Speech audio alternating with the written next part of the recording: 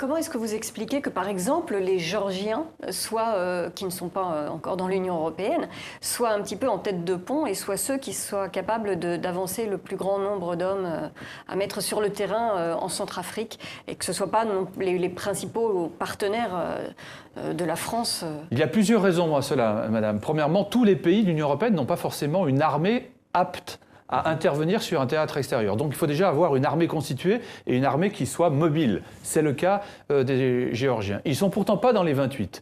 Mais la Géorgie, aujourd'hui, ainsi que la Moldavie, sont dans un travail de rapprochement avec l'Union européenne. Ils ont en tête une perspective européenne, c'est-à-dire un jour rejoindre peut-être l'Union européenne.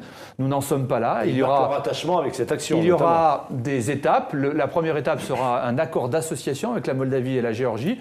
Je trouve que c'est un signe très positif que les Géorgiens se disent « mais nous voulons aussi assumer une part de responsabilité aux côtés des troupes, en quelque sorte, européennes ». Effectivement, il y aura plusieurs centaines de Géorgiens dans quelques semaines en RCA à nos côtés. Et c'est ce qui se passe en Ukraine est un aiguillon pour les Géorgiens?